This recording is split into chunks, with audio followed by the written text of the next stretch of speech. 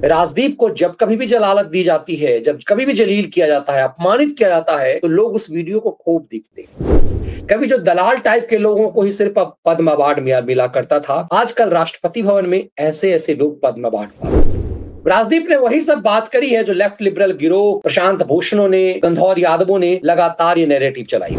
लेकिन राजदीप ने भी हाल के दौरान, जब दिल्ली में शाहीन साजिश और किसान आंदोलन चल रहा था, तब भी उसने फेक नैरेटिव गढ़े। तो कहा जाता है कि राजदीप की नौकरी सिर्फ इसलिए बची हुई है क्योंकि टीआरपी वो तोड़ता है। उसे जब अपमानित किया जाता है, जब उसे जलील किया जाता है, उस वीडियो की टीआरपी होती है। नमस्कार, कैसे हैं आप? पिछले 40-50 घंटों से ये खबर दौड़ती रही कि इंडिया टुडे ने राजदीप सरदेसाई को नौकरी से निकाल दिया है। वैसे भी पिछले 1-2 साल से ये मान्यता रही है कि राजदीप सरदेसाई इंडिया टुडे में नौकरी सिर्फ अपनी जलालत के बल पे करते हैं, क्योंकि टीवी टुडे को ऐसा लग रहा है कि जब राजदीप सरदेसाई को इंडिया टुडे या आज तक का जो यूट्यूब चैनल है उस पर जब उसे जलील किया जाता है, जब उसे सौरभ द्विवेदी अपमानित करता है, तो वो वीडियो बहुत वायरल होता है। राजदीप को जब कभी भी जलालत दी जाती है, जब कभी भी जलील किया जाता है, अपमानित किया जाता है, तो लोग उस वीडियो को खूब देखते हैं।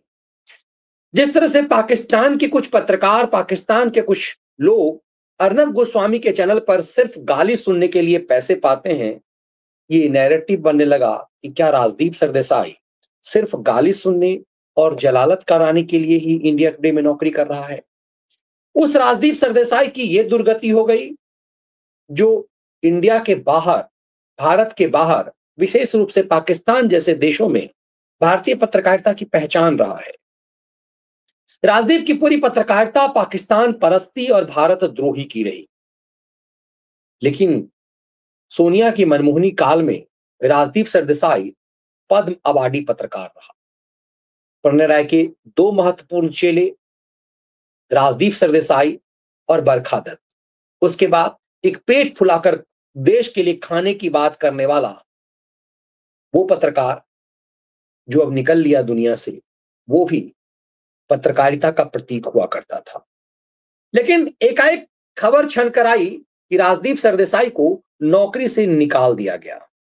राजदीप के लिए, उस राजदीप के लिए जो एक समय में पद्म अवार्डी हुआ करता था, एक समय में जो चेहरा था सोनिया की मनमोहनी सरकार का, ये राजदीप सरदेसाई है।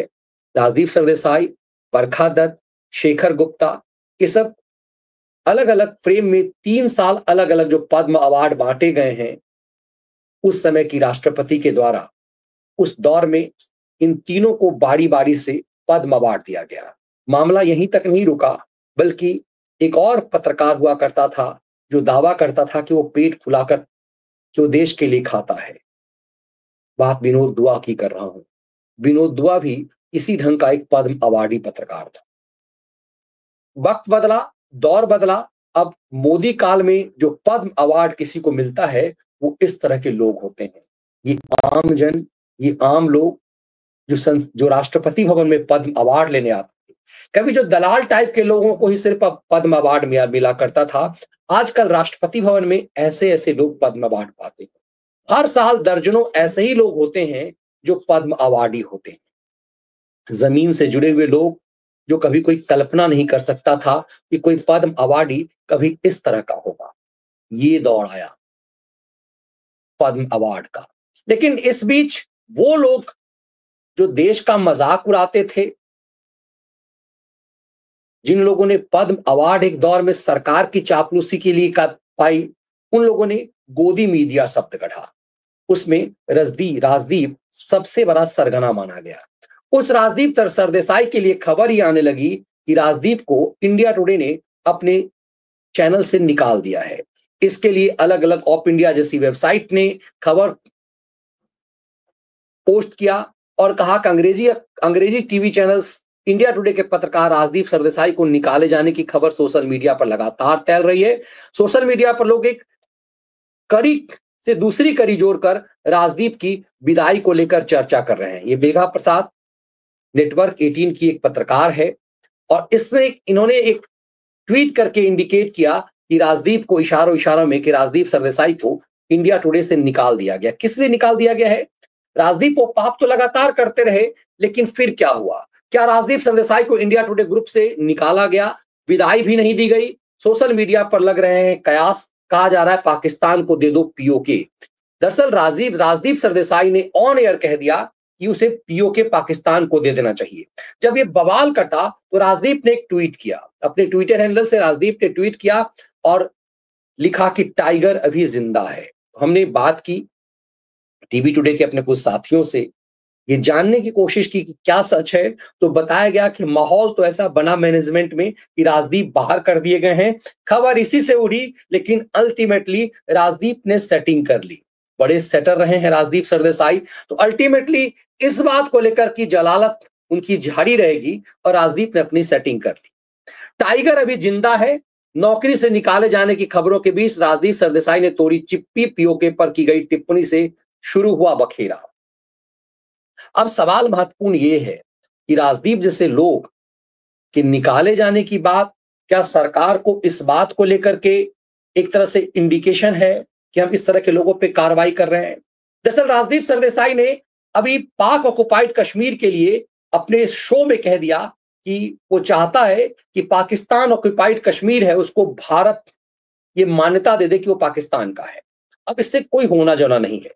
राजदीप ने वही सब बात करी है जो लेफ्ट लिबरल गिरोह, प्रशांत भूषणों ने, गंधौर यादवों ने लगातार ये नैरेटिव चलाई। प्रशांत भूषण को सुप्रीम कोर्ट में जो पिटाई लगी थी वो इसीलिए कि उसने भी कश्मीर को, पाक ऑक्युपाइड कश्मीर के लिए कह दिया, इसे घोषित रूप से पाकिस्तान के लिए कह दिया जाए कि ये पाकिस्तान का हिस्सा है। राजदीप ने यही बात टेलीविजन चैनलों पे कही और फिर राजदीप का वो शो पाकिस्तान में खूब पॉपुलर हुआ। तब समझ में आता है कि इस जैसे पत्रकार, राजदीप, बरखा या फिर इस तरह के जो पत्रकार हैं, वो आखिर पत्रकारिता किसके लिए करते हैं? सालों से राजदीप की पहचान इसी रूप में हुई। 2002 के गुजरात दंगे पर सबसे ज्यादा फेक नैरेटिव, फर्जीवाड़ा राजदीप और बरखा ने ही किया।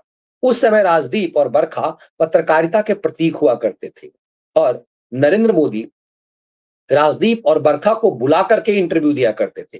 ये बात राजदीप ने अपनी किताब में जिक्र किया और पब्लिकली एक बार नरेंद्र मोदी ने ये कहा भी कि जब गुजरात में दंगा चल रहा था, ये दो पत्रकार, एक महिला और पुरुष, राजदीप का उन्होंने नाम भी लिया और राजदीप का नाम लेते उन्होंने कहा कि इसने एक फेक न्यूज जो है वो क्रिएट किया कि एक मंदिर को गुजरात सरकार ने तुड़वा दिया है। और उसके बाद हमने उसे फोन करके कहा, चूंकि कुछ ही देर पहले हमारा इंटरव्यू लेकर के वो गया था, कि तुम इस तरह के फेक न्यूज क्यों बनाते हो? राजदीप ने कहा कि हम इस न्यूज को उतरवा देंगे, नहीं चलने देंगे, लेकिन अल्टीमेटली ये सब होता रहा और गुजरात दंगे की फेक नैरेटिव राजदीप और बरखा जैसे लोग चलाते रहे। और इस तरह से ये कांग्रेस की तब की मनमोहनी सरकार को खुश करने के लिए प्रणय राय के दो चेले उत्पात मचाते रहे। बाद के दिनों में सिलसिला जारी रहा। नरेंद्र मोदी ने इन सब से अपने आप को पल्ला काटा। एक वीडियो भी आपने कई बार सुना होगा, हेलीकॉप्टर में जमीन पर बैठा हुआ है राजदीप और राजदीप को नरेंद्र मोदी कह रहे हैं कि तुम सबकी रोजी रोटी चलती है, ऐसे ही झूठ परोसते रहो, ऐसे ही फरेब करते रहो, तुम्हारी रोजी रोटी चलती रहे। बाद में इन सब से मोदी ने दूरी बना ली। गुजरात के चीफ मिनिस्टर रहते ही उन्होंने इन सब से दूरी बना ली। लेकिन जब नरेंद्र मोदी प्रधानमंत्री बने तो पूरी मोदी की चापलूसी में राजदीप ने किताब लिख डाली। राजदीप की कुल जमा पूंजी सिर्फ ये है कि उसने तब के दूरदर्शन के डायरेक्टर की बेटी से शादी कर ली। क्योंकि वो एक बड़े क्रिकेटर का बेटा था, नामचीन क्रिकेटर का बेटा था, विदेशों में पढ़ा हुआ था और उस समय दूरदर्शन के डायरेक्टर, उसकी बेटी के साथ उसका संपर्क हुआ और फिर दूरदर्शन के डायरेक्टर को अपनी बेटी और दामाद के लिए सपना सूझा कि दूरदर्शन में प्रणय जेम्स राय के प्रोडक्शन हाउस में इन दोनों की नौकरी हुई। और फिर सिलसिला ऐसा चला कि भारत में पत्रकारिता के दो प्रतीक बन गए, राजदीप और बरखा दत्त। लेकिन इन सब की पूरी पत्रकारिता सिर्फ फरेब, झूठ और बेईमानी की रही। बरखा ने 1999 के कारगिल युद्ध के दौरान पाकिस्तान के फेवर में जो फेक स्टोरी जो किया, जिसकी बदौलत से इंडियन आर्मी के कई जवान मारे गए, ये चर्चा में हमेशा रहता है। मैंने पत्रकारिता के काला अध्याय पुस्तक में भी इसकी व्याख्या की है। लेकिन राजदीप ने भी हाल के दौरान, जब दिल्ली में शाहीन साजिश और किसान आंदोलन चल रहा था, तब भी उसने फेक नैरेटिव गढ़े। आईटीओ पर जब एक किसान सो कॉल्ड किसान की मौत हुई तो राजदीप ने यह खबर चला दी कि पुलिस की गोली से, दिल्ली पुलिस की गोली से किसान की मौत हो गई। सच ये था कि ऑस्ट्रेलिया से आया हुआ एक युवक जो आईटीओ के एरिया में ट्रैक्टर चलाने लगा, जो बैन एरिया था, ट्रैक्टर से पलट जाने से, अपने ट्रैक्टर के नीचे आ जाने से उस युवक की मौत हो गई। लेकिन राजदीप सरदेसाई ने फर्जीवाड़ा चलाया, फर्जी खबर चलाया और ये टेलीविजन चैनलों पर उसके बाद एफआईआर की बात हुई, लेकिन अब तक राजदीप के खिलाफ कोई कार्रवाई नहीं। दरअसल अभिव्यक्ति की आजादी के नाम पर यह सब सोनिया की मनमोहनी सरकार के लिए मार्केटिंग करते रहे और आज भी यह सिलसिला लगातार जारी। ऐसी कंडीशन में जब राजदीप सरदेसाई को नोटिस जारी किया गया कि तुमने पीओके को लेकर ऐसी बात क्यों कही, तो इसे अभिव्यक्ति की आजादी की बात कही गई। राजदीप को निकाले जाने के बाद यह माना जा रहा है, इंडिया टीवी टुडे के सोर्स के मुताबिक, कि ममता बनर्जी का बहुत दबाव आया और फिर राजदीप की नौकरी बच गई। ये इंडिया टुडे के कई साथियों से मैंने इस खबर को पुख्ता करने की कोशिश की तो पता चला। लेकिन अल्टीमेटली कमाल की बात यह है कि राजदीप बाद में लगातार ये साबित करने के लिए कि उसकी नौकरी नहीं गई है, उसे हटाया नहीं गया है, राजदीप लगातार सोशल मीडिया पर आकर जस्टिफाई कर रहे हैं। राजदीप ये बता रहे हैं कि आज रात 8:30 बजे उसका कौन सा प्रोग्राम है। राजदीप ये प्रोग्राम करने वाला है। 9 बजे राजदीप जो है बिना हल्ले के बीच, बिना नॉइज के बीच, दरअसल राजदीप ये बात अर्नब गोस्वामी पर टारगेट करते हुए कह रहा है कि tonight 8:57 PM News Today on India Today without noise will be making a major personal announcement। अभी क्या पर्सनल अनाउंसमेंट करेगा, ये चीजें साफ होंगी, लेकिन लगातार राजदीप सरदेसाई का ये फेक नैरेटिव, राजदीप सरदेसाई एक ईर्ष्या भाव में अर्नब गोस्वामी के बढ़ते हुए कद में, एक समय में अर्नब गोस्वामी से ऊपर हुआ करता था। आज की तारीख में अर्नब ने अपनी लकीर बड़ी कर ली है, वो एक टेलीविजन चैनल का मालिकाना हक रखते हैं और राजदीप सरदेसाई नौकर से ज्यादा की हैसियत पा नहीं सका। राजदीप विदाउट नॉइस की बात करके दरअसल अर्नब गोस्वामी पर अटैक कर रहा है, जबकि पूरी पत्रकारिता उसके चिल्लाने और उसके हल्केपन की है। अब पिछले कुछ सालों से आप देख रहे होंगे राजदीप हमेशा जो लल्लन गल्लन टॉप है उसके एक एंकर के साथ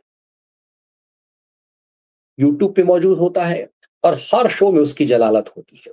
तो कहा जाता है कि राजदीप की नौकरी सिर्फ इसलिए बची हुई है क्योंकि टीआरपी बटोरता है। उसे जब अपमानित किया जाता है, जब उसे जलील किया जाता है तो उस वीडियो की टीआरपी होती है। राजदीप अब सिर्फ टेलीविजन चैनलों में जलालत की टीआरपी हो गया है। तो क्या राजदीप सरदेसाई ने जो अपनी नौकरी बचाई है वो सिर्फ जलालत के लिए? ये बदले हुए दौर, ये बदले हुए वक्त की ताकत है कि जो एक समय में टेलीविजन पत्रकारिता का प्रतीक हुआ करते थे, ऐसे सड़क छाप लोग जिनकी अपनी कोई हैसियत नहीं हुआ करती थी, वो पत्रकारिता के प्रतीक थे। बदले दौर में अब ये सब सड़क छाप हो गए। इसीलिए इन सब के लिए मैं खलिहर खैराती शब्द का इस्तेमाल करता हूं। ये वो दौर था जिस दौर में टेलीविजन पत्रकारिता में प्रणय जेम्स राय ने जो टेलीविजन पत्रकारिता का वजूद बनाया, उसमें बरखा दत्त, राजदीप सरदेसाई, शेखर गुप्ता, ये सब एक चेहरा हुआ करते थे। आज वो तमाम लोग जो बड़े बड़े नामचीन थे, चाहे वो हिंदी अखबार टेलीविजन चैनल के हों या अंग्रेजी चैनल के, जो बड़े उस समय के सोनिया की मनमोहनी सरकार के दौरान जो पद्म अवार्डी थे, वो सब के सब खलियर हुए और उसके बाद उनका सच पता चला, उनकी क्षमता, उनकी योग्यता का पता चला, किस तरह की फेक नैरेटिव ये गढ़ते हैं। क्योंकि उस दौर में सोशल मीडिया का दौर नहीं था, इसलिए जितनी भी फर्जीवाड़ा ये करते थे, ये सब के सब दब जाया करते थे। दरअसल पूरी पत्रकारिता एक दलाली का सिस्टम बन चुका हुआ था। गुजरात में 2002 के दंगा के दौर में प्रणय जेम्स राय ने अपनी पूरी ऊर्जा गुजरात में उलीड़ दी और उस वक्त राजदीप और बरखा जैसे पत्रकार झूठ की पत्रकारिता तिस्ता सी तलवारों जैसे महिलाओं के साथ मिलकर के करते थे।